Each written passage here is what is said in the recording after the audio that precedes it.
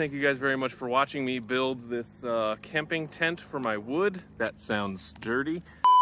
What's up everybody, John from Old Running Farm here. Thanks for joining us. I'm feeling extra farmy today, autumnal, my plaid shirt, leaves on the ground. Today's video, I'm gonna actually build something for the first time in a while, minus the emu house that's over my right shoulder. Hi ladies. I think this is probably the alpaca's favorite time of year, where it's like their coats are just really starting to come in. There's a chill in the air, a bunch of dead leaves to roll around in, and lots of dirt so they can take some dirt baths. Because as their fiber gets longer, they're gonna get warmer and they're gonna have, you know, little scratchies or itchies down under their coats that they won't be able to scratch unless they roll around on the ground. So they do that a lot. But anyway, so I got approached recently by somebody who bought some of my cedar slabs that I did a while ago, and he wants some shelving. My parents also want some shelving. So I also have been thinking a lot about storage of wood. And you know, now that I have, well, I guess what I want to do today, I only have a few hours before it's going to rain and I have some other stuff to do. But what I want to do is create a drying station for my wood. And now, ideally, I would have its own like solar kiln to dry wood quick. And you know, because I've had some things where, like I do this chainsaw carving now, and it would be nice to be able to stick some of that, you know, in a kiln to dry it quicker once it's done. But anyway, can't do that now. But check this out. So this is how far I've come over here. This is gonna be our new pasture.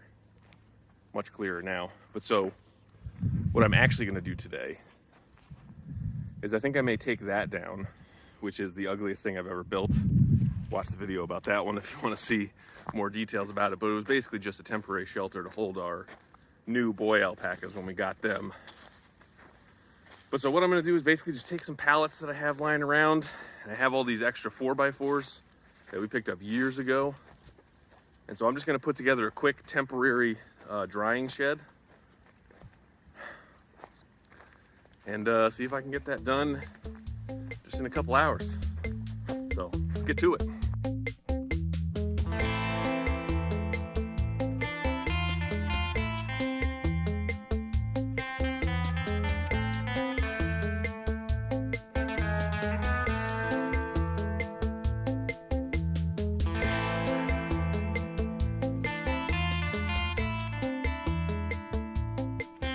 All right, so I just cleared out just a little bit of space here. I had a big pine sitting there before that I couldn't mill, but this is a relatively flat piece of ground. So what I'm gonna do is I have some like recycled or stuff that we took from our old house of like landscape fabric. I also have some house wrap. I'm gonna grab that and just put it on the ground to give myself a vapor barrier. And then I have all of these 4x4s back here that I'll use, I think, to build up a little bit of a base. Or maybe I'll put pallets down and then put the 4x4s on top of that. We'll have to see, but because I want to give myself a vapor barrier from the ground, and I know I have a bunch of pallets. And then I think I'm gonna try to use some of the offcuts that I have here to side it, because I have a lot of offcuts, and that might just look a little bit better. And then I wonder, I don't have any really long 4x4s, but I'm just wondering if there's a way that I can sort of put this on skids. And like, I wonder if it's worth it for me to mill a couple of logs. Probably not, because this is just gonna be temporary. But I wonder if maybe if I even put it on like some birch or something like that, just so I can, because I don't want the town to come out here and have a problem with me having a structure, but nobody's gonna come out here anyway. So, all right, I'm just gonna do it. I'm gonna grab the landscape fabric, put it down, and I'll check back in a minute.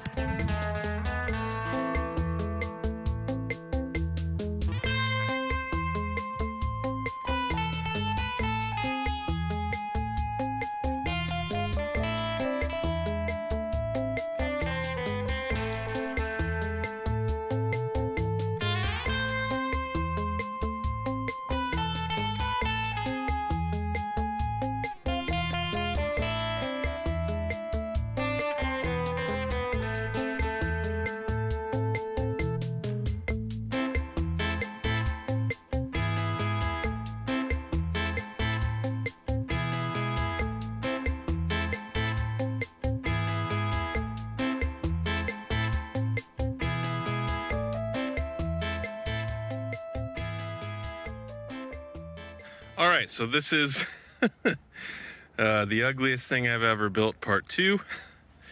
So, all right, so what we got here is just a bunch of pallets on the ground with some 4x4s on top, so I can leave the lumber right on top there and stack it, and that way it's just up off the ground, and it's got a vapor barrier. So then what I'm gonna do is I'm gonna take some of these other 4x4s and stick them in here so they're sticking straight up, and then maybe I'll do something else.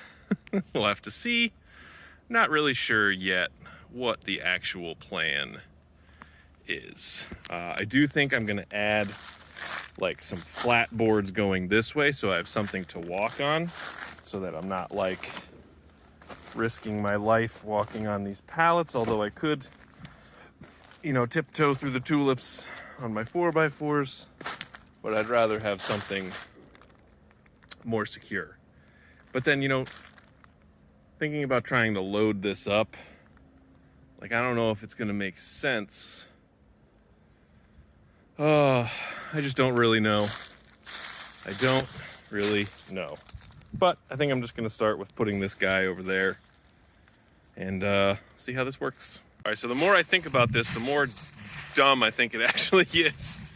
Because so I'm gonna pull, you know, I'm gonna pull things off of the mill and I'm gonna stack them basically facing the opposite direction from here. And so I was gonna have an opening on this side, but then I'd have to go and like pull each one out, which would just not be good. And so I think instead of that, because I really just need to protect them from direct rainfall, so I'm gonna see if I can turn this guy the opposite way and then maybe tie a string between a couple of trees, or even just some T-posts that I have plenty of, and then just sort of hang a tarp directly over it.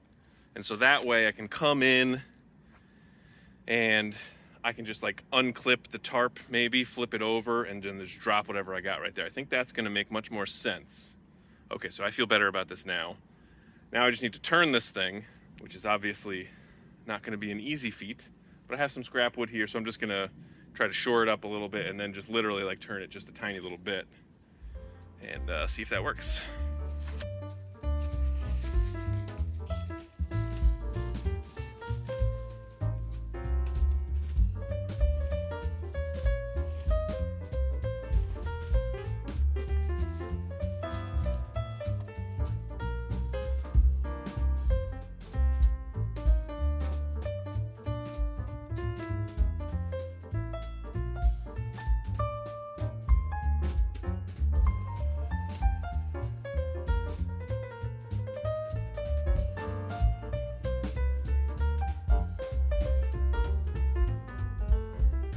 All right, so now obviously this isn't ideal, but now I can come off the mill and then I can basically just come right through here and boom, drop the planks right where I need, take them off right where I need. So the next thing I'm gonna do is I'm gonna pound two.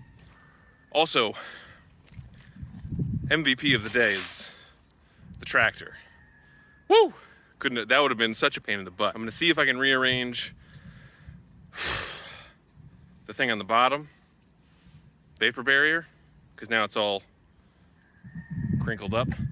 And then I'm gonna put T-posts in the ground and see if I have a tarp long enough to cover all this. Whew, yes!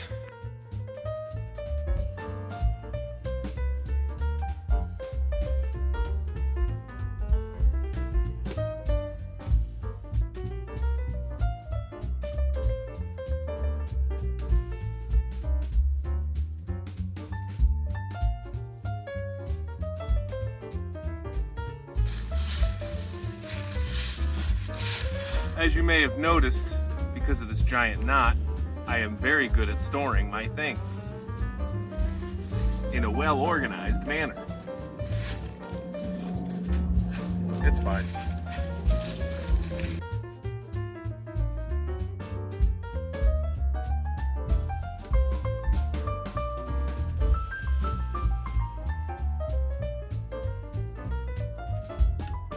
All right, so here is my upgraded,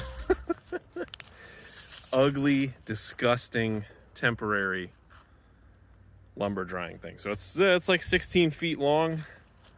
We got this string, so I'm gonna throw a tarp over it, and it'll be all good. We shall see. All right, so it's gonna start to rain anytime now. And so this is basically what I got. I mean, again, it's nothing fancy, but it'll at least keep all this stuff out of the rain, give it some airflow. Not gonna be anything fancy, but I just wanted to set up something so that I could have some kind of storage as it starts to rain right now. So that's going to be it for today's video. Thank you guys very much for watching me build this camping tent for my wood.